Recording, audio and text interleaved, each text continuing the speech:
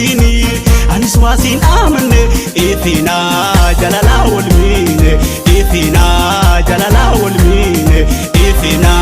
jalala walmine otomana jalatu nan jibbini ani waasin jibbine otomana jalatu nan jibbini ani waasin jibbine himina wana shakkitu nan dhoksini anis waasin amanne ifina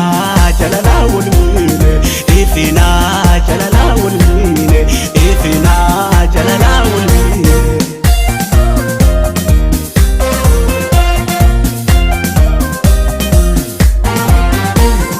jalaluma keetu nami dhufkuno natti jajjabaata jalaluma keetu nami dhufkuno natti jajjabaata otomana jaalattu sobaan atimoo duyda nagalta ofin sobin duuba koo imi manarchaaf ofin sobin duuba koo imi manarchaaf ifina garaa baninaa onnee ifina garaa baninaa onnee ifina garaa baninaa onnee ifina garaa baninaa onnee hoggusan nattis tola waa hundaasitu naaf tola ta'imee naaf akka kee waa hundaasitu naaf tola ifinaafati fuula kee waa hundaasitu naaf tola ati jaalala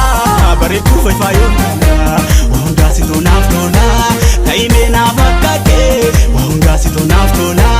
ifinaafati fuula kee waa hundaasitu naaf tola ati jaalala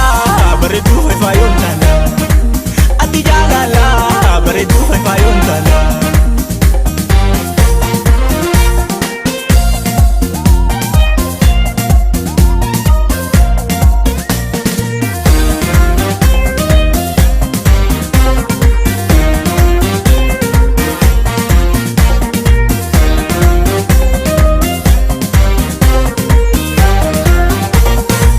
otomana jaalatu nan jibbini ani waasin jibbine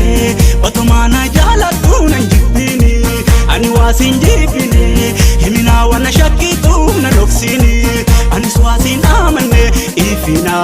jalala walmine ifina jalala walmine ifina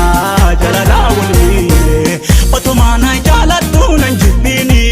ani waasin jibbine otomana jaalatu nan jibbini ani waasin jibbine himina wana shakkitu nan dhoksini anis waasin amanne ifina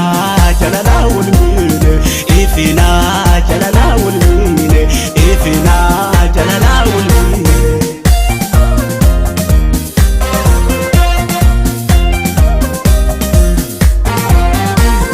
jalaluma keetu nami dhufkuno natti jajjabaata jalaluma keetu nami dhufkuno natti jajjabaata otomana jaalattu sobaan atimoo duyda nagalta ofin sobin duuba koo imi manarchaaf ofin sobin duuba koo imi manarchaaf simufoon qabu namu fatte moore simufoon qabu namu fatte moore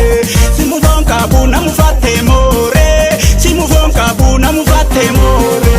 waa odeeffattee alaa waa hundaasitu naaf tola ta'imee naaf akka kee waa hundaasitu naaf tola